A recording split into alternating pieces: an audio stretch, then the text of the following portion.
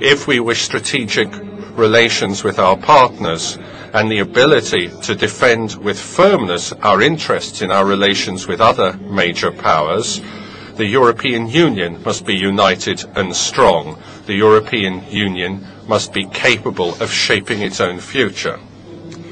As the great poet Fernando Pessoa said in 1917, Europe hungers for creation and thirsts for future. And he added, Europe wishes more than to be a mere geographical term, to become a civilized person. Excellencies, ladies and gentlemen, the Treaty of Lisbon will reinforce the Union's capacity to act and the ability to achieve those goals in an effective way. As such, it will help the Union to deliver better results to European citizens in an even more open and transparent way. The Treaty of Lisbon will also strengthen European democracy and the community method by giving more competence to the European Parliament, but will also reinforce the respect for subsidiarity through an increased role of national parliaments in European matters. The Treaty of Lisbon will give further legal protection to European citizens through the Charter of Fundamental Rights that was yesterday proclaimed in Strasbourg by the Council, European Parliament and the Commission, thus reinforcing the principles and values which define us as a community of law. The Treaty of Lisbon will also provide increased coherence in our external action. A good illustration of this is the fact that the High Representative for External Policy and Defence will also be Vice President of the European Commission. But the Treaty of Lisbon also has a very special political significance. It is the treaty of an enlarged Europe, from the Mediterranean to the Baltic, from the Atlantic Ocean to the Black Sea. A Europe that shares common values and common ambitions. For the first time, the countries that were once divided by a totalitarian curtain are now united in support of a common treaty that they have themselves negotiated. This enlarged European Union gives us a new economic, political and strategic dimension. This dimension makes each member state stronger, and it makes Europe, united in its diversity, better equipped to promote its interests and values in the world. But dimension is not enough. We need increased coherence, which can only be achieved if we are able to match the new capacity to act with a renewed political will. The Treaty of Lisbon gives the Union this capacity to act, but the determination to act requires political will and committed leadership. 50 years after the Treaty of Rome, we can be proud of what we have achieved in the past.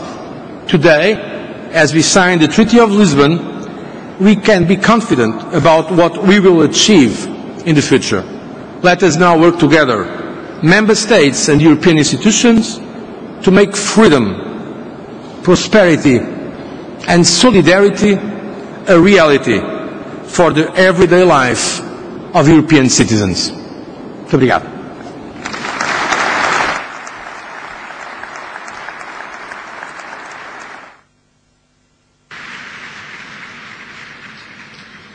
Para a última intervenção. For the last speech, I would like to call on the President of the European Parliament, Hans-Gert Pöttering.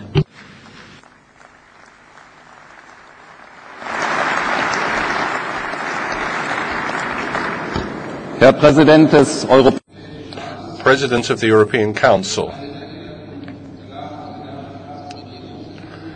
Heads of State and Government, President of the European Commission, ladies and gentlemen.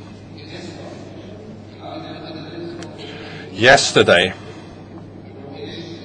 the European Council President, the Commission President, and the President of the European Parliament formally proclaimed the Charter of Fundamental Rights as the embodiment of our community of values at the European Parliament in Strasbourg.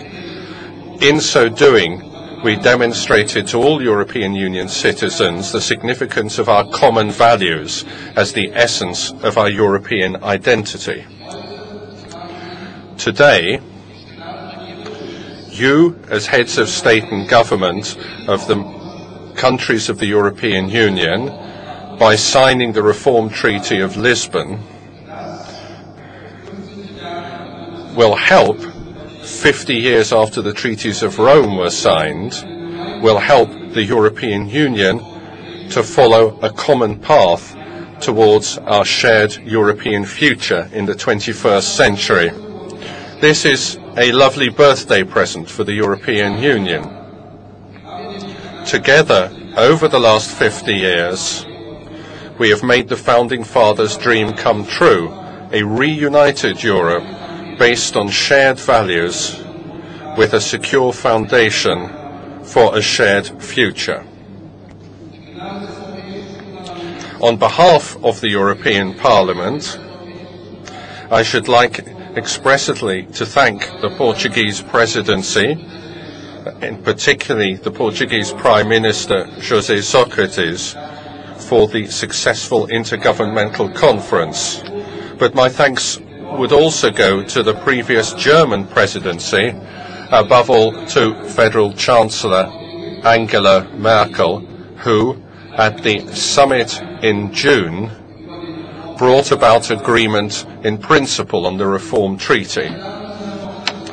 Ladies and gentlemen, even at the beginning of this year, there was still talk of an insurmountable crisis for the European Union.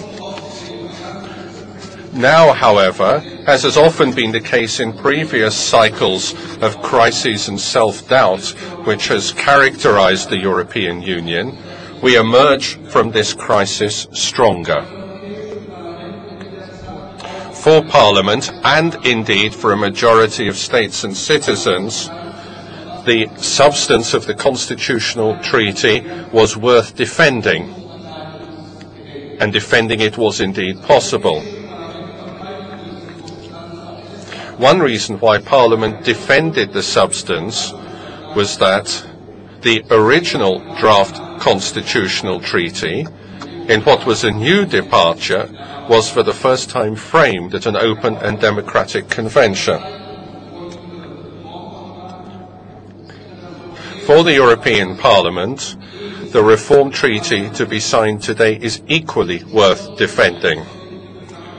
In particular, making the Charter of Fundamental Rights, and hence our shared value, legally binding by means of a reference to them in the treaty. This reflects a sense of European self-esteem, and for the European Parliament, as representative of our citizens, this was an essential component of any agreement. In the European Union, not everything revolves around calculation of costs and benefits. First and foremost, we are a community of values. Every day we put solidarity, freedom and equal rights into practice. These shared values, at whose heart the respect for the inviolable dignity of the individual enshrined in Article 1 of the Charter of Fundamental Rights lies, are the foundations of the European unification process. Freedom is not possible without respect for the rights of the others. Freedom without a fair process involving all. Freedom, peace, social prosperity can only be secured if they are all part of the same process, not competing processes. The Founding Fathers understood this and established a European community based on the rule of law. And we pursue this path in determination and with conviction. In the European Union, the guiding principle is not might before right, but right before might. Only the law can guarantee peace for us all. The European Union is also a union of solidarity. We want to be a